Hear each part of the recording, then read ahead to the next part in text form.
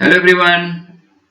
आज के पीएनसी के लेक्चर हम लोग पढ़ेंगे distribution of alike objects. Identical objects को किस तरह से डिस्ट्रीब्यूट करते हैं और यहाँ पर जो मेथड यूज करेंगे that method is known as beggars method in Kota culture. ठीक है ना। चलिए देखते हैं बेगर्स मेथड क्या होता है। तो ये मेथड कैसे डेवलप हुआ इसको अच्छे से समझते हैं। तो एक होममेड टाइप की प्रॉब्लम ले लेते हैं। सिंपल सी प्रॉब्लम जिसको हम पहले मैन्युअली काउंटिंग से इसका आंसर निकालेंगे और फिर यहां से एक मेथड जनरेट करेंगे।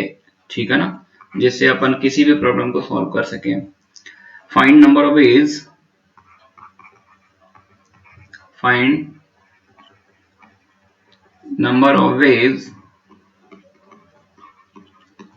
in which three identical coins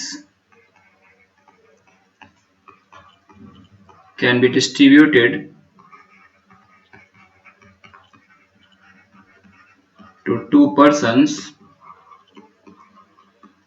P1 and P2 such that each gets none, one or more coins। ठीक है ना। ये क्वेश्चन है find number of ways in which three identical coins को हमें दो पर्सन्स P1 और P2 में डिस्ट्रीब्यूट करना है और इस डिस्ट्रीब्यूशन पर कोई भी रिस्ट्रिक्शन नहीं है। देखिए मैंने लैंग्वेज लिखी है ईच गेट्स नन, वन और मोर कॉइन्स, यानी आप किसी सारे के सारे कॉइन P1 को भी दे सकते हैं, P2 को भी दे सकते हैं और फ्री डिस्ट्रीब्यूशन कर सकते हैं। ठीक है। चलिए तो फर्स्ट ऑफ ऑल मैं इसका आंसर एक्चुअल काउंटिंग से निकालूंगा। तो एक मेथड ये हो गया कि तीन कॉइन्स हैं कि सारे के सारे कॉइन मैंने P1 को दे दिए, ऑल गोज टू P1, एक मेथड है ना। सेकेंड पॉसिबिलिटी ये हो सकती है कि दो कॉइन P1 को दिए जाए, एक P2 को दिया जाए। थर्ड पॉसिबिलिटी ये हो सकती है कि P1 को एक मिले और P2 को दो मिले। और four and final possibility is all goes to P2। तो एक्चुअली हमने जो काउंटिंग से निकाला देयर आर फोर मैनर्स होंगे। ठीक है ना। अच्छा इसको हम एक सिंगल मैनर ही काउंट करेंगे, ध्यान रखिएगा। तीन कॉइन में से दो P1 को दिए जाए, एक P2 को दिया जाए, तो ये यहां पर ये मत कर देना कि तीन में से पहले दो सिलेक्ट किया उसको उठा के P1 को दे दिया। नो, ये कॉम्बिनेटोरियल कोएफिशिएंट हम तब यूज करते हैं when objects are distinct object के सिलेक्शन में कॉम्बिनेटोरियल कोएफिशिएंट यूज होता है। बट प्रिसाइसली यहाँ पर लिखा हुआ है कि ऑल कॉइन्स आर आइडेंटिकल। यहाँ पर क्वांटिटी मैटर करेगी, क्वालिटी मैटर नहीं करती। जब ऑब्जेक्ट्स आइडेंटिकल होते हैं तो इनको अरेंज करने का या इनको सिलेक्ट करने का सिर्फ एक मैनर होता है। आ रही बात बच्चों समझ में। तो एक्चुअल काउंटिंग से मेरा आंसर आ चुका है 4। अब हम इसके लिए एक मेथड डेवलप कर रहे हैं, इसको बहुत अच्छे से समझना आपको। मेरे पास 3 कॉइन से मेरे को दो स्टूडेंट P1 और P2 में डिस्ट्रीब्यूट करना था, है ना। तो यहां पर हम क्या करते हैं कि ऑब्जेक्ट्स को जितने पर्सन्स में डिस्ट्रीब्यूट करना होता है, तो जितने पर्सन्स पिक्चर में होते हैं उससे एक कम हम फेक ऑब्जेक्ट इंट्रोड्यूस कर लेते हैं, जिसको फॉल्स कॉइन भी बोल सकते हैं। फॉल्स कॉइन क्या ले लेंगे, नंबर ऑफ पर्सन्स -1। अब ये पूरी स्टोरी समझ में आएगी ये क्या मैं कर रहा हूं, क्या समझाना चाहता हूं। तो पर्सन यहाँ पे 2 हैं और तो फेक कॉइन कितने हो जाएंगे 1। तो टोटल कॉइन कितने हुए अपने पास, टोटल 3 तो रियल कॉइन थे, है ना। 3 तो आपको क्वेश्चन में गिवन थे, एक आपने इंट्रोड्यूस कर दिया, तो टोटल कॉइन कितने हो गए 4, है ना। अब देखिए आप जितने कॉइन्स इंट्रोड्यूस करते उतने ही सिलेक्ट कर लीजिए। Select 1 coin out of these 4, है ना। तो जैसे सपोज दैट कि ये 4 कॉइन्स का कॉम्बिनेशन मैंने कुछ बनाया हुआ है।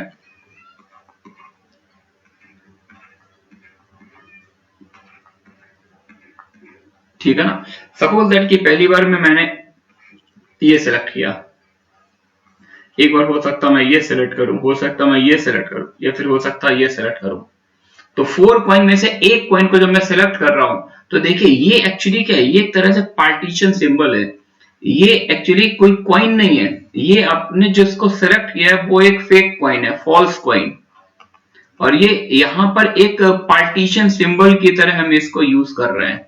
क्योंकि एक्चुअली अपने पास 4 कॉइन नहीं है, एक्चुअली तो अपने पास तीन ही कॉइन थे। एक हमने इंट्रोड्यूस किया, वो पार्टीशन करने के लिए यूज किया, क्योंकि हमें ऑब्जेक्ट को 2% में डिस्ट्रीब्यूट करना था। तो अगर हम एक पार्टीशन सिंबल लगाएंगे तो ऑब्वियसली जो ऑब्जेक्ट है उसके 2 पार्ट हो जाएंगे। तो ये जो काउंटिंग है, ये कौन सी काउंटिंग है, ये जो पार्टीशन है, ये शो कर रहा है कि ये वाला कॉइन P1 को मिल रहा है और ये P2 को, यानी एक P1 को मिला, 2 P2 को मिला। जब मैंने ये वाला कॉइन सिलेक्ट किया तो मैं जिसको सिलेक्ट कर रहा हूं वो रियल कॉइन है, वो फेक कॉइन है, वो एक तरह से पार्टीशन सिंबल है। तो ये जो पार्टीशन सिंबल है, इससे ये समझ में आ रहा है कि यार ये जो काउंटिंग है, इस काउंटिंग में क्या हो रहा है कि 2 कॉइन P1 को मिल रहा है, एक P2 को मिल रहा है। इस काउंटिंग के अकॉर्डिंग क्या, जब मैं पहले ही कॉइन को सिलेक्ट कर लिया, इसका मतलब ये सारे के सारे कॉइन किसको मिल रहे हैं, P2 को मिल रहा है, ऑल गोज टू P2। और जब मैं लास्ट वाला सिलेक्ट कर रहा हूं तो इसका मतलब ये सारे के सारे कॉइन P1 को मिल रहे हैं। तो अब देखिए कि जो यहाँ पर मैंने फेक कॉइन को इंट्रोड्यूस करके ये थ्योरी डेवलप की है, तो यहाँ से समझ में आ रहा है कि यार ये एग्जैक्टली वही आंसर आ रहे हैं जो पहले हमने कैटेगरी बनाई थी, all P1 all P2, 2 P1 को, एक P2 को, एक P1 को, 2 P2 को। आ रही बात बच्चों समझ में? तो यहाँ पर हमारा मेथड नंबर ऑफ वेज जो हम बताने जा रहे थे आपको, नंबर ऑफ वेज, तो मैंने क्या बोला था, 3 रियल कॉइन थे, एक फेक कॉइन था, टोटल मिला के कितने कॉइन हो गए, 4। तो आपने ये इंट्रोड्यूस किया, तो जितने आप फेक कॉइन इंट्रोड्यूस करते उतने ही सिलेक्ट करने पड़ते हैं, है ना। तो नंबर ऑफ वेज कितना आ जाएगा, 4C1 दैट इज 4। ठीक है ना। अगर हम इसी में नंबर ऑफ कॉइन्स थोड़े से बढ़ा दें, हमें पूरी लैंग्वेज तो नहीं लिखूंगा, लैंग्वेज सेम है, 10 आइडेंटिकल कॉइन्स। अब की बार मेरे पास 10 आइडेंटिकल कॉइन्स है और 4 बेगर्स है। बेगर्स मतलब वही समझ लीजिए 4 पर्सन्स हैं। 10 आइडेंटिकल कॉइन्स को 4 पर्सन्स में डिस्ट्रीब्यूट करना। अब यार यहाँ पर मैं मैनुअल काउंटिंग तो नहीं कर पाऊंगा, तो ऐसे केस में जो मैंने आपको स्टेप सिखाई है वो याद रखिए। 10 रियल कॉइन है और इनको कितने बेगर्स में डिस्ट्रीब्यूट करना, 4 बेगर्स में। तो this implies number of false coins, यानी हम यहाँ पर कितने फॉल्स कॉइन इंट्रोड्यूस करेंगे, यानी 10 कॉइन के 4 पार्ट करने हैं, 10 कॉइन के हमें 4 पार्ट करने हैं। तो 4 पार्ट करने के 3 पार्टीशन सिंबल सफिशिएंट होते हैं, 3 पार्टीशन सिंबल बनेंगे तो ऑटोमेटिकली उनके 4 पार्ट हो जाएंगे। तो वही थ्योरी यहाँ पे डेवलप कर रहा हूँ, number of false coins equals to number of beggars minus 1। जितने बेगर्स है माइनस 1, दैट इज 4 माइनस 1 3, है ना। तो टोटल कॉइन कितने हो गए, 10 तो रियल कॉइन थे, आपने फॉल्स कॉइन कितने इंट्रोड्यूस कर दिए, 3, तो टोटल मिलाकर हो गए 13, है ना। अब जितने आप फॉल्स कॉइन इंट्रोड्यूस करते उतने ही सिलेक्ट करने पड़ते हैं, है ना। Select 3 coins out of 13 in 13C3 ways. 13 में से कोई भी 3 सिलेक्ट कर लीजिए, तो नंबर ऑफ वेज कितना आ जाएगा आपका, 13C3। आ रही बात समझ में? देयरफॉर नंबर ऑफ वेज कितना आ जाएगा, 13C3। ठीक है ना। अगर आप इसको समझना चाहते हैं कि थोड़ा सा सर फील आ जाए, तो आप ऐसा करिए, 13 कॉइन्स बनाइए, 1 2 3 4 5 6 7 8 9 10 11 12 13, है ना। एक दो केस और ले लेते, 3 4 5 6 7 8 9 10 11 12 13। तो ये जो 13 कॉइन्स मैं बना रहा हूँ, 5 6 7 8 9 10 11 12 13, इनमें से 10 रियल कॉइन है और 3 पार्टीशन सिंबल, 3 फॉल्स कॉइन्स हैं। सपोज करो मैंने एक कॉइन ये सेलेक्ट किया, एक ये सेलेक्ट किया और एक ये सेलेक्ट किया, तो ये जिनको मैं सेलेक्ट कर रहा हूँ पार्टीशन सिंबल, वो रियल कॉइन नहीं है ना, वो फेक कॉइन है। तो ये पार्टीशन सिंबल से हमें क्या समझ आ रहा है, ये 2 कॉइन P1 को मिल रहे हैं, ये अमाउंट P1 के पास जाएगा, ये वाले 4 कॉइन P2 के पास जाएंगे, P3 को 2 कॉइन मिलेंगे, P4 को भी 2, आप काउंट कर लीजिए, P4 को 2, P3 को 2, 2 + 2 4 हो गया, 4 इसको मिल रहे हैं, P2 को 6, 2 2 4 और 6 10 और 2 और 2 4 और 4 8 और 2 10, है ना। सपोज दैट मैंने पहला ये पिक किया, दूसरा ये पिक किया, तीसरा ये पिक किया, तो यानी P1 के पास 1 कॉइन जा रहा है, P2 के पास 2 जा रहे हैं और इसके पास P3 के पास अपने लिए 5 कॉइन जा रहे हैं, P4 के पास 2 कॉइन आ रहे हैं। आपने पहला ये सिलेक्ट किया, दूसरा ये सिलेक्ट किया, तीसरा ये, चौथा ये सिलेक्ट किया, इसका मतलब ये वाले सारे के सारे कॉइन P1 के पास एक भी नहीं जा रहा, P1 को कोई भी कॉइन नहीं मिल रहा, P2 के पास जा रहा है ये P3 के पास एक जा रहा है ना, और ये P4 के पास जा रहा है। तो P1 को कोई भी पॉइंट नहीं मिल रहा है। आ रही है बात बच्चों समझ में? तो वही है, थ्योरी वही है कि आप जितने कॉइन्स, जितने फॉल्स इंट्रोड्यूस करते हैं उतने ही सिलेक्ट करते हैं। आ रही है बात बच्चों समझ में?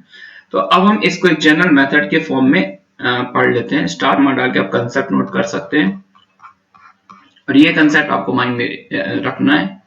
Number of ways in which n identical coins can be distributed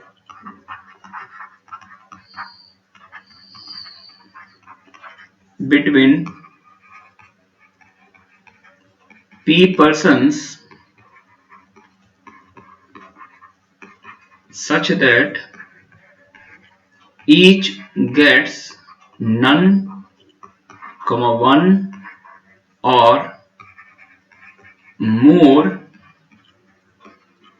number of coins। बच्चों ये लाइन बहुत ही इंपॉर्टेंट है कि वेगर मेथड जब हम लगाते हैं तो पहले ये लाइन हम चेक करते हैं, मतलब डिस्ट्रीब्यूशन पर कोई रेस्ट्रिक्शन नहीं होनी चाहिए कि हमारे पास n कॉइन्स है और p पर्सन ने डिस्ट्रीब्यूट करना है। मैं सारे के सारे कॉइन उठा के एक ही पर्सन को दे सकता हूँ, सारे कॉइन उठा के केवल 2 में डिस्ट्रीब्यूट कर सकता, बाकी को मैं कुछ भी नहीं दूंगा। यानी पार्टीशन करने के मैनर पर कोई रेस्ट्रिक्शन नहीं होनी चाहिए। भाई यहाँ पे लैंग्वेज देखिए, ईच गेट्स नन, नन मतलब किसी को कुछ भी ना मिले, एक ही ऑब्जेक्ट किसी को मिल जाए या फिर एक से ज्यादा मिल जाए, हम सारे के सारे भी ऑब्जेक्ट एक पर्सन को दे सकते हैं। There is no restriction on the manner of partition. ठीक है ना? तो अब जो हमने थ्योरी डेवलप की थी, थ्योरी से चलते हैं। नंबर ऑफ वेज, तो क्या करेंगे, देखिए अपने पास n रियल कॉइन थे और जिनको p पर्सन, बेगर्स कितने p, तो इंट्रोड्यूस कितने करेंगे p-1, है ना? इतने इंट्रोड्यूस करें और जितने इंट्रोड्यूस करते उतने ही सिलेक्ट करते हैं। तो total coin n real coin थे, p-1 फेक कॉइन थे, टोटल हो गए n प्लस p-1 और c ऑफ p-1। जितने इंट्रोड्यूस करेंगे उतने ही सिलेक्ट करेंगे, है ना? यहाँ पर आप लिख सकते हैं नंबर ऑफ फॉल्स कॉइन्स कितने हो जाएंगे p-1। देयरफॉर टोटल कॉइन्स कितने हो गए, n रियल थे, false p-1, that is n plus p-1। और इसमें से सिलेक्ट भी कितने करेंगे, जितने हम इंट्रोड्यूस करेंगे सिलेक्ट करेंगे p-1। तो नंबर ऑफ वेज ही आ गया। अब आपने पढ़ा होगा जैसे 8c3 और 8c5 की वैल्यू सेम होती है, तो कॉम्प्लीमेंट्री रूल अगर हम लगा दें यहाँ पर, जिसको हम बोलते हैं कॉम्प्लीमेंट्री कॉम्बिनेशन, तो p-1 का कॉम्प्लीमेंट्री n आ जाएगा। इसको ऐसे भी लिख सकते हैं, लिखने का मैनर है। ठीक है बच्चों, चलिए आप कुछ प्रैक्टिस करते हैं क्वेश्चंस की।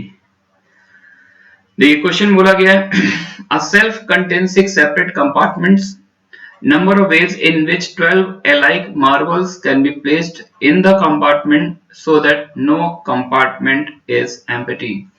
ठीक है ना? एक सेट में 6 कंपार्टमेंट है ना? और अपने पास मार्बल्स कितने 12 alike, मतलब 12 आइडेंटिकल मार्बल्स हैं।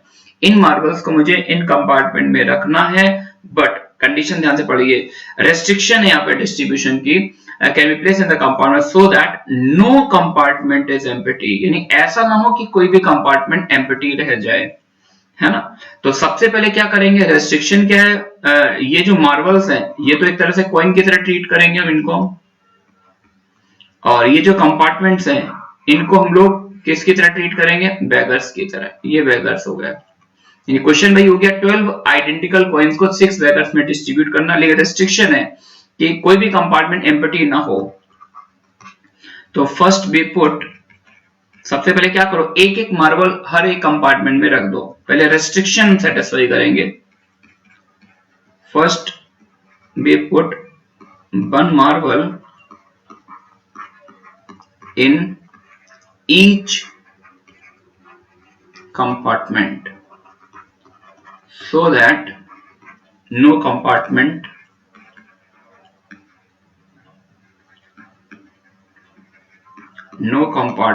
is empty। सबसे पहले क्या काम करें, एक एक मार्बल हर एक कंपार्टमेंट रख दो जिससे कोई भी एम्प्टी ना रहे।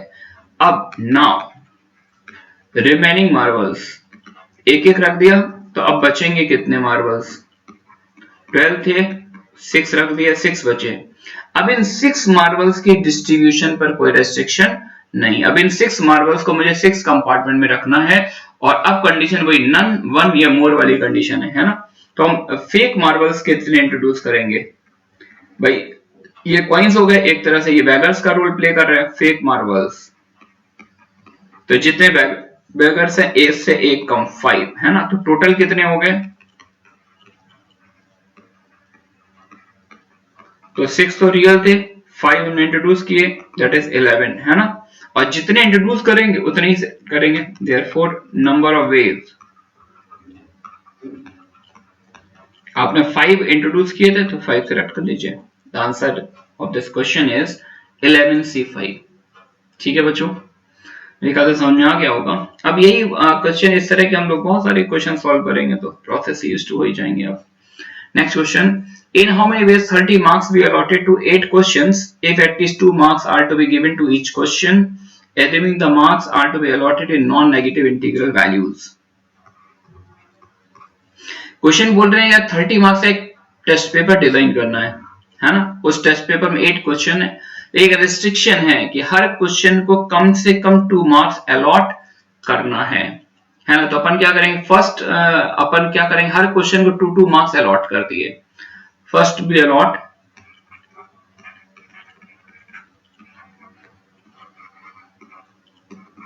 2 मार्क्स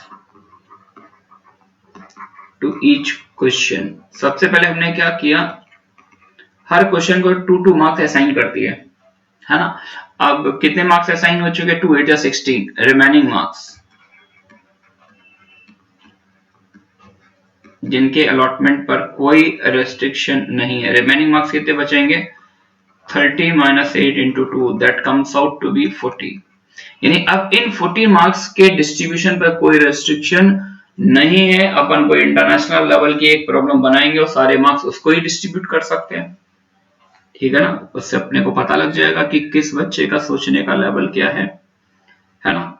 तो अब इन 14 मार्क्स को मेरे को 8 क्वेश्चंस में डिस्ट्रीब्यूट करना है और अब इनके डिस्ट्रीब्यूशन को कोई रेस्ट्रिक्शन नहीं है। तो ये जो 8 क्वेश्चंस है इनको बेगर्स की तरह डील कीजिए आप और इनको आइडेंटिकल कॉइन्स की तरह। 14 कॉइन्स 8 बेगर्स, तो नंबर ऑफ फॉल्स मार्क्स या नंबर ऑफ वेज, अब मैं डायरेक्ट लिख रहा हूं नंबर ऑफ वेज। देख 14 तो रियल थे, फेक कॉइन्स अपन कितने इंट्रोड्यूस करेंगे, 7। नंबर ऑफ बेगर्स यानी 8 क्वेश्चन, कितने बेगर्स है, 8 बेगर्स है, 7 इंट्रोड्यूस करेंगे और जितने इंट्रोड्यूस करते हैं उतने सिलेक्ट कर लेते हैं। तो देयरफॉर आंसर इज 21C7।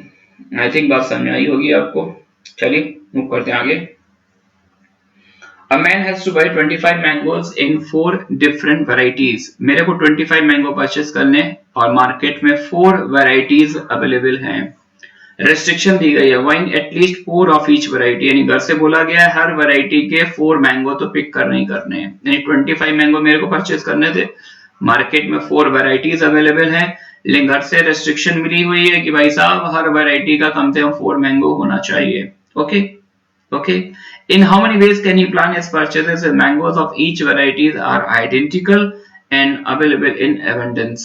मतलब बोला गया मैंगो के एक ही वैरायटी के जो मैंगो हैं वो सारे के सारे आइडेंटिकल है और मार्केट में उनकी अनलिमिटेड सप्लाई है। यानी आप चाहो तो सारे के सारे मैंगो एक ही वैरायटी से ले सकते हो। ऐसा नहीं है कि आप बोलोगे सारे इस वैरायटी के कम है तो ऐसा ना हो कि शॉर्टेज हो जाए। ऐसा कुछ फालतू के क्वेश्चन करते ना स्टूडेंट, तो उन्होंने पहले बोल दिया कि अनलिमिटेड सप्लाई ऑफ फ्रूट्स है। चलिए गेम स्टार्ट करते हैं। 25 मैंगो लेने थे, हर वैरायटी के कम से कम 4 लेने थे। तो पहले अपन क्या करेंगे, हर वैरायटी से 4 मैंगो ले लिए, तो 16 4 4 जा 16 मैंगो तो हमने पिक कर लिए। अब रिमेनिंग कितने बचे, रिमेनिंग मैंगोज जिन पर कोई रेस्ट्रिक्शन नहीं है, हमको 25 लेने थे और रेस्ट्रिक्शन कितने पर, 16 पर। तो आई थिंक 9 मैंगो ऐसे हैं जिन पर कोई रेस्ट्रिक्शन नहीं है और अपने पास मार्केट वैरायटीज कितनी है, 4 वैरायटी। तो ये किसका रोल प्ले करेंगे, बेगर्स का। तो इन 9 मैंगोज को 4 बेगर्स में डिस्ट्रीब्यूट करना है और इनके डिस्ट्रीब्यूशन पर कोई रेस्ट्रिक्शन नहीं है। तो नंबर ऑफ वेज, तो ये सारे मैंगो आप किसी एक ही वैरायटी से भी ले सकते हैं, 2 से भी ले सकते हैं, 3 से भी ले सकते हो, 4 से ले सकते हैं। तो बेगर्स मेथड के अकॉर्डिंग कितने बेगर्स हैं, 4 बेगर्स हैं, तो आप उससे एक कम फॉल्स मैंगो इंट्रोड्यूस कर दीजिए, जितने इंट्रोड्यूस करिए उतने सेलेक्ट कर लीजिए। Answer is what, 12C3। ठीक है बच्चों, चलिए मूव करते हैं आगे। Find the number of ways in which 2 apples, 3 orange, 4 mangoes can be distributed among RSG. RSG means Ram, Shyam and Ghanshyam, है ना। तो 2 एप्पल, 3 ऑरेंज और 4 मैंगोज को इन छोटे छोटे प्यारे प्यारे बच्चों में डिस्ट्रीब्यूट करना है। If each child receives none, one or more number of fruits, and you're also given that fruits of the same species are alike. यानी एक ही काइंड के फ्रूट्स को एलाइक बोला गया, यानी ये जो 2 एप्पल्स है ये दोनों आइडेंटिकल है, 3 ऑरेंज है ये तीनों आइडेंटिकल है, लेकिन ये और ये तो आपस में डिफरेंट है क्योंकि ये एप्पल ये ऑरेंज है ना। ये 4 मैंगो जो है ये चारों के चारों आइडेंटिकल है, लेकिन जो डिफरेंट काइंड है वो तो ऑब्वियसली डिफरेंट होगा, वो एक एप्पल है, एक फ्रूट ऑरेंज है, एक मैंगो है। तो अब यार यहाँ पर ये जॉब कैसे कंप्लीट की जाए, जिसमें 3 डिफरेंट वैरायटी के फ्रूट्स हैं, तो हम लोग क्या करेंगे, जॉब को 1 बाय 1 परफॉर्म करेंगे। सबसे पहले अपन करेंगे एप्पल को डिस्ट्रीब्यूट कर देंगे, फिर ऑरेंज को डिस्ट्रीब्यूट करेंगे, उसके बाद मैंगो को डिस्ट्रीब्यूट करेंगे। तो नंबर ऑफ वेज देखिए, अगर 2 एप्पल्स को 3 स्टूडेंट में आरएसजी में डिस्ट्रीब्यूट करना हो, 2 एप्पल्स हैं, 3 स्टूडेंट्स हैं, तो 3 स्टूडेंट मतलब 3 बैगर्स है, 2 कॉइंस 3 बैगर्स। तो अपन क्या करेंगे, कितने इंट्रोड्यूस करेंगे, जितने बैगर्स है उससे एक कम, और जितने इंट्रोड्यूस करेंगे उतने सिलेक्ट कर लेंगे।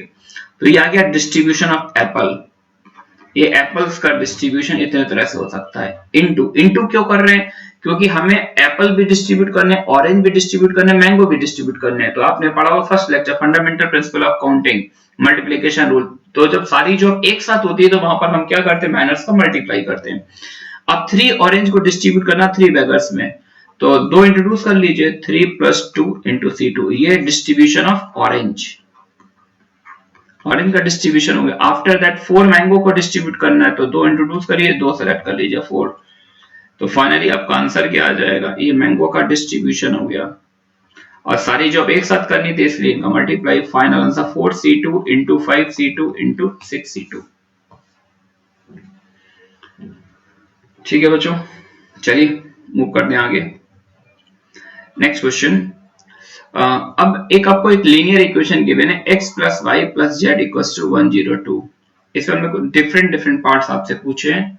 फर्स्ट पार्ट है नंबर ऑफ नेचुरल सॉल्यूशन, है ना। एक इक्वेशन है x + y + z = 102। नेचुरल मतलब number of positive integral solution, हम ये भी लिख सकते हैं, नंबर ऑफ नेचुरल सॉल्यूशन और पॉजिटिव इंटीग्रल सॉल्यूशन, है ना। यानी इनमें 3 में से कोई वेरिएबल 0 वैल्यू नहीं ले सकता है, कम से कम वैल्यू 1 होगी।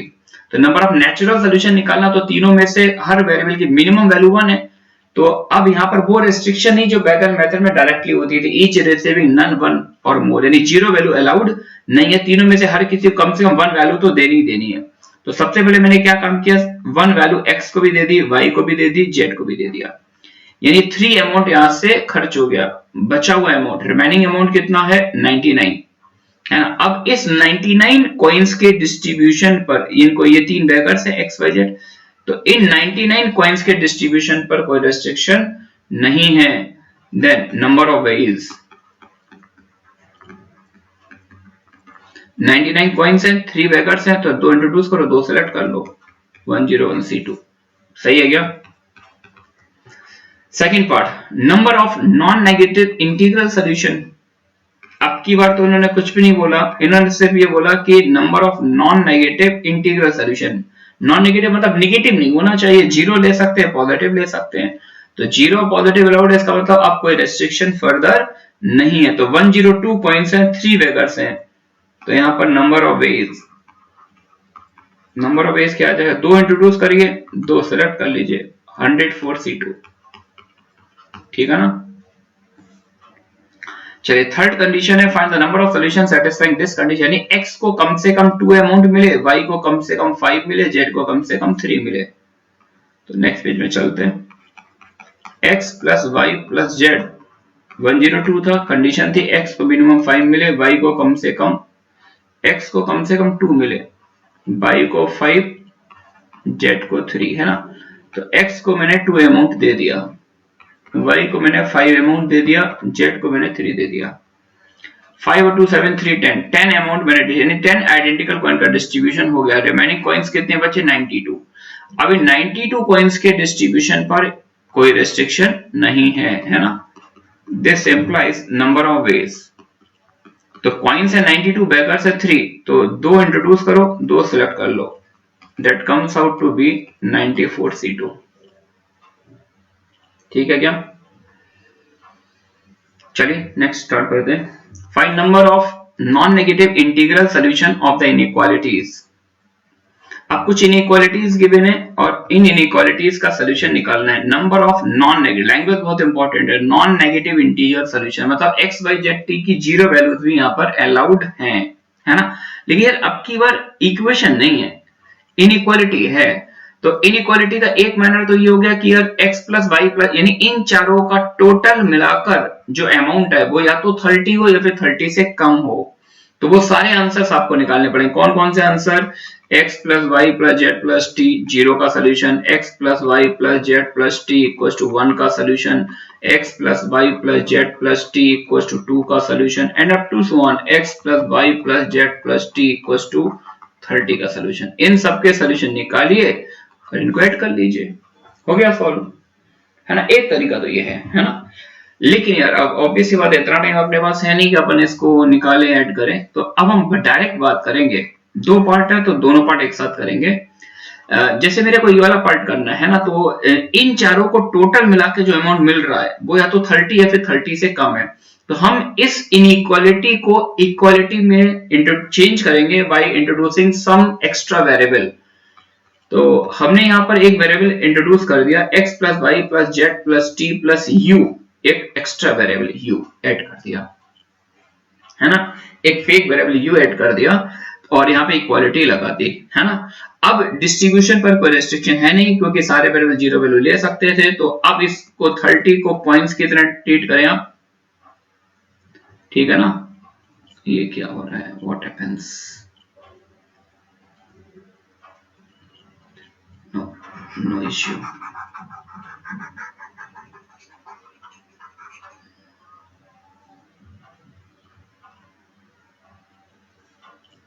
तो 30 को आप कॉइन्स की तरह ट्रीट करें और इन पांचों को बेगर्स की तरह।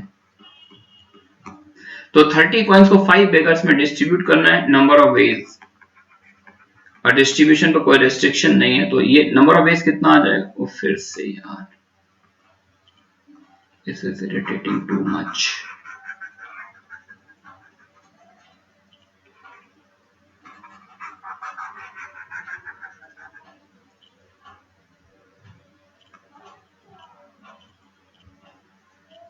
Number of ways equals to 30 coins है, 5 बेगर्स है, तो 4 इंट्रोड्यूस कर लीजिए, 4 सिलेक्ट कर लीजिए, 34C4, है ना।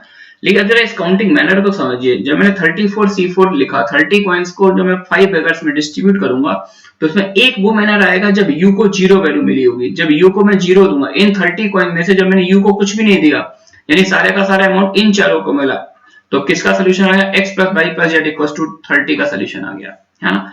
जब u को मैंने 1 वैल्यू दी तो यानी इन चारों को मिला के क्या मिल गया? इन चारों को मिलाकर अमाउंट 29 मिला, यानी x plus y plus z plus t equal to 29 का सोल्यूशन आ गया। सिमिलरली जब मैं u को 29 वैल्यू दे रहा हूं, 29 वैल्यू दिया तो इन चारों को मिलाकर 1 का सोल्यूशन आ गया। जब सारा का सारा अमाउंट u को मिला तो इसका मतलब x plus y plus z plus t इन सबको मिलाकर 0 मिला। एक तरह से ये जो एक तरह से हमने वर्क किया, ये इन सभी वर्क का रिजल्टेंट है। ये सारे कंपोनेंट सोल्यूशन है और ये उनका रिजल्टेंट सोल्यूशन है, ये सिंगल स्ट्रोक सोल्यूशन है। और ये बात मेरे ख्याल से मैसेज समझ में आ गया होगा। तो यहाँ से आपके कंप्लीट आंसर आएंगे, कोई भी आंसर आपका स्किप नहीं होगा। अब सेकंड पार्ट में थोड़ा सा स्मार्टली वर्क करना है। दोनों में डिफरेंस ये है कि यहाँ पर इक्वालिटी अवेलेबल थी और यहाँ पे एक स्ट्रिक्ट इनइक्वालिटी है। Strict inequality in the sense यानी इन चारों को मिलाकर जो टोटल सम मिले वो 30 से छोटा होना चाहिए, है ना। तो कुछ स्टूडेंट कहते हैं कि सर इसको हम ऐसे भी तो कर सकते हैं, अगर 30 से छोटा है तो इसी इनइक्वालिटी को प्रीवियस मेथड पार्ट 1 वाले मेथड से करना है, तो इसको ऐसे लिख दो, यानी इन चारों का amount at the max worst case में ज्यादा से ज्यादा कितना अमाउंट मिल सकता है? 29 हो सकता है। तो या तो आप इसका सोल्यूशन निकाल लें, तो इसका सोल्यूशन निकालेंगे तो 29 को 4 ब्रैकेट्स में इंट्रोड्यूस करना है, डिस्ट्रीब्यूट करना है। तो आपने एक इंट्रोड्यूस कर दिया, x plus y plus z plus t plus u equal to 29, है ना। 29 अमाउंट है, 5 बेगर्स हैं, तो क्या करो 4 इंट्रोड्यूस करो, 4 सिलेक्ट कर लो, तो 29 प्लस 4 33C4 आई थिंक, ठीक है ना। या फिर कुछ लोग क्या करते हैं, ऐसा नहीं करते हैं, यहाँ पर एक फेक वैल्यू इंट्रोड्यूस कर दिया, x plus y plus z plus t plus u, एक वेरिएबल इंट्रोड्यूस कर दिया और इक्वालिटी लगा दी। आप ये ध्यान रखना कि इन चारों का टोटल अमाउंट 30 नहीं हो सकता, वो मैक्सिमम 29 होगा। यानी यहाँ पर u पर रिस्ट्रिक्शन आ जाएगी, यानी u को क्या आप जीरो वैल्यू दे सकते हैं। देखिए प्रीवियस एग्जांपल में हमने u को जीरो वैल्यू दिया, डिस्प्ले भी किया यहाँ पर हमने अगर u को जीरो वैल्यू दे दिया तो ये पूरा का पूरा 30 अमाउंट इन चारों में डिस्ट्रीब्यूट हो जाएगा, जो कि यहाँ पर अलाउड नहीं है, क्योंकि यहाँ पर स्ट्रिक्ट इक्वालिटी का केस नहीं, यानी u को कम से कम आपको 1 वैल्यू देनी ही पड़ेगी, है ना। तो u को मैंने 1 वैल्यू दे दी, तो बचेगा अमाउंट कितना 29। अब 29 अमाउंट को 5 बेगर्स में डिस्ट्रीब्यूट करना, तो नंबर ऑफ एज वही आएंगे जो पहले आ रहे थे 33c4, 4 इंट्रोड्यूस करो, 4 सिलेक्ट कर लो, ठीक है ना। चलिए मूव करते नेक्स्ट प्रॉब्लम पर। Find number of points with integral coordinates that lie inside a triangle whose coordinates are 0 0 this and this। चलिए आईआईटी में इस तरह के क्वेश्चन आ चुका है, सिंपल प्रॉब्लम है, ऑर्डिनरी प्रॉब्लम है। एक ट्रायंगल के 3 वर्टिसेस गिवन है, इस पॉइंट का कोऑर्डिनेट है 0 0, इसका कोऑर्डिनेट है 102, 0 और इस पॉइंट का कोऑर्डिनेट है 0, 102, है ना। अब मैंने आपसे पूछा है कि जो ट्रायंगल बन रहा है इसके अंदर कितने पॉइंट आएंगे, आपको बताना है ऐसे कितने पॉइंट्स आएंगे जिसके दोनों कोऑर्डिनेट इंटीजर हो, that lie number of point with integral coordinates, है ना, दोनों कोऑर्डिनेट x और y दोनों कोऑर्डिनेट इंटीजर हो और इस ट्रायंगल के अंदर लाई करते हो। तो जैसा कि मुझे दिख रहा है 1, 0 है, ये 2, 0 है, लेकिन हमें साइड पर नहीं, हमें अंदर लेना, तो 1, 0 के ऊपर एक पॉइंट आएगा 1, 1, फिर 1, 2, इस तरह से आते जाएंगे। और बेटर ये रहेगा कि हम इस लाइन की इक्वेशन लिख लें। तो यार ये लाइन दोनों एक्सिस पर 102 लेंथ का इंटरसेप्ट कट करती है, x upon 102 plus y upon 102 equals to 1। ये फिर डायरेक्टली लिख दो यार, x plus y equals to 102। तो कुछ लोग तो मैनुअल काउंटिंग से इसका आंसर निकाल लेते हैं, 1, 1 आ गया, ये 1, 2 आ गया, एंड अप टू 1, दोनों कोऑर्डिनेट का सम 102 होगा, तो ये पॉइंट लाइन पे लाई करेगा, तो 102 से कम समझ लीजिए, तो 1, 100 ये सबसे ऊपर पॉइंट आएगा, ये इसके ऊपर वाला पॉइंट होगा वो लाइन पे लाई करेगा। फिर 2, 0 के ऊपर 2, 1 हो गया, 2, 2 हो गया, 2, 99, 2, 99, तो इसके ऊपर 1, 0 ऊपर 100 पॉइंट आएंगे, इसके ऊपर कितने पॉइंट आएंगे 100, इसके ऊपर कितने पॉइंट आएंगे 99, फिर 3 के ऊपर देखेंगे 3, 0 के ऊपर 98 पॉइंट आएंगे, एंड अप टू 100 के ऊपर कितना पॉइंट, 100 के ऊपर सिर्फ एक पॉइंट आएगा 100, 1 और 101 के ऊपर कोई पॉइंट नहीं आएगा, ऊपर वाला पॉइंट लेंगे वो लाइन पे लाई करेगा। तो आप एक्चुअल काउंटिंग से निकाल लें, तो टोटल कितना आएगा, हमने एक्चुअल काउंटिंग से निकाला 100 प्लस 99 से लेकर कहां तक 1 तक, तो 1 से 100 तक का सम याद ही रहता सभी को 5050। तो ये तो हमने मैनुअल काउंटिंग से निकाल लिया। अगर हम मेथड से चलना चाहें तो what is the equation of this line, इस लाइन की equation x plus y equals to 102। अब हमको जो पॉइंट लेना वो ट्रायंगल का इंटीरियर पॉइंट होना चाहिए, फर्स्ट क्वाड्रेंट में लाई करना चाहिए। तो एक बात तो समझ आ गई कि ट्रायंगल के अंदर कोई भी पॉइंट है तो वो इस रेस्ट्रिक्शन को सेटिस्फाई करेगा, x plus y less than 102, उनके दोनों कोऑर्डिनेट का सम 102 से कम होना चाहिए, with one more extra condition कि x और y ट्रायंगल के अंदर यानी फर्स्ट क्वाड्रेंट में तो x भी पॉजिटिव होना चाहिए, y भी पॉजिटिव होना चाहिए। आ रही बात समझने? तो सबसे पहले मैं क्या करूंगा, इस इनइक्वालिटी को इक्वालिटी में कन्वर्ट करूंगा by introducing some extra variable z। एक बार मैंने z इंट्रोड्यूस कर दिया और यहाँ पे इक्वालिटी लगा दी। अच्छा यहाँ पर स्ट्रिक्ट इनइक्वालिटी थी, तो एक बात तो क्लियर है, z पर रिस्ट्रिक्शन है, z जीरो वैल्यू नहीं ले सकता, z को कम से कम 1 वैल्यू देना ही पड़ेगा। और यहाँ पर रिस्ट्रिक्शन x और y पर भी है, तो x भी पॉजिटिव होना चाहिए, y भी पॉजिटिव, जीरो से बड़ा, तो मिनिमम भी x को भी 1 वैल्यू देनी है, y को भी 1 वैल्यू देनी है। तो हमने 3 अमाउंट यहाँ पर डिस्ट्रीब्यूट कर दिया है, तो 3 को सब्ट्रैक्ट कर दीजिए, रिमेनिंग अमाउंट कितना बचता 99, और इस 99 अमाउंट को 3 ब्रैकेट्स में डिस्ट्रीब्यूट करना। और अब डिस्ट्रीब्यूशन पर कोई रेस्ट्रिक्शन नहीं है, तो नंबर ऑफ वेज कितना आएगा 99 को 3 ब्रैकेट्स में डिस्ट्रीब्यूट करना, 2 इंट्रोड्यूस करो, 2 सिलेक्ट कर लो, 101c2 that is 101 into 100 by 2, तो 50 into 101 you get the same answer 5050। ठीक है बच्चों। Next problem, find number of distinct terms in the expansion of this. तो इस तरह के क्वेश्चंस भी यार कुछ सोर्सेस में दिख जाते हैं, जेईई मेंस वगैरह में आ जाते हैं कि किसी बायनोमियल एक्सपेंशन में हमें डिसिमिलर टर्म्स निकालने हो। तो इसके लिए सबसे पहले एक होममेड टाइप का एक एक्सप्रेशन लेते हैं, फिर वहां से मेथड को जनरेट करेंगे तो आप समझ भी पाएंगे। कुछ इस टाइप का एक्सपेंशन ले लिया और अपन जानते हैं, वी नो दैट इसका एक्सपेंशन क्या होता है, x square plus y square plus z square plus 2xy plus 2yz plus 2zx, ये एक्सपेंशन होता है ना। तो अब अगर क्वेश्चन ये होता है कि यार x plus y plus z की पावर 2 बताइए कितने डिस्टिंक्ट टर्म्स आएंगे, तो ऑब्वियसली सारे टर्म डिस्टिंक्ट हैं।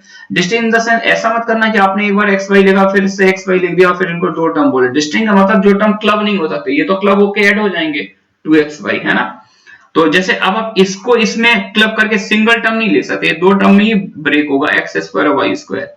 तो how many terms are there, there are 6 distinct terms. तो यहां पर तो पावर छोटी थी, पावर 2 थी, तो वेरिएबल भी कम थे, तो मैंने काउंट कर लिया। अब ऐसे अगर मैं पावर बढ़ाता जाऊं, पावर 10 कर दूं, पावर 19 कर दूं, वेरिएबल भी बढ़ा दूं, तो हम अब बात कर रहे हैं यहां से मेथड क्या होगा जिससे हम डायरेक्टली अपना रिजल्ट दे पाए। तो मेथड हम ऐसे लिख सकते हैं, any term of the expansion is of the form, यानी इस एक्सपेंशन का कोई भी टर्म ले तो उसमें कुछ x की पावर आएगी, कुछ y की पावर आएगी, कुछ z की पावर। आप देखिए कोई भी टर्म देखिए, कुछ x की पावर है, कुछ y की पावर है, कुछ z की पावर है, सच दैट। अच्छा, ये जो पावर्स हैं इन पर रेस्ट्रिक्शन है, अगर आपने नोटिस किया हो। देखिए यहाँ पर हायर एक्सपोनेंट पावर, यहाँ पर एक्सपोनेंट कितना है 2, तो यहाँ पर रेस्ट्रिक्शन अल्फा बीटा गामा पर ये है कि अल्फा बीटा गामा की जो वैल्यूज है वो 0 से 2 के बीच होंगी, या तो 0 होगी या फिर 1 होगी या फिर 2 होगी, सच दैट ये एंड। लेकिन किसी भी एक टर्म में जो इनकी पावर्स का सम है अल्फा प्लस बीटा प्लस वो एग्जैक्टली 2 होना चाहिए। यानी कोई भी आप टर्म उठाइए, हर टर्म 2 डिग्री का होगा, हर टर्म की डिग्री 2 होगी, है ना। अब वो डिग्री आपको डिसाइड करना, वो x और y की पावर के सम से भी आ सकता है, y और z की पावर के सम से भी आ सकता है, और सिंगल टर्म भी 2 डिग्री का हो सकता है। आ रही बस समझ में। तो बस आपको एक तरह से क्या करना है, इनका सॉल्यूशन निकालना, alpha plus beta plus gamma equals to 2, इसका यानी इस इनइक्वालिटी का सॉल्यूशन, यानी इसका सॉल्यूशन निकाल लेना आपको।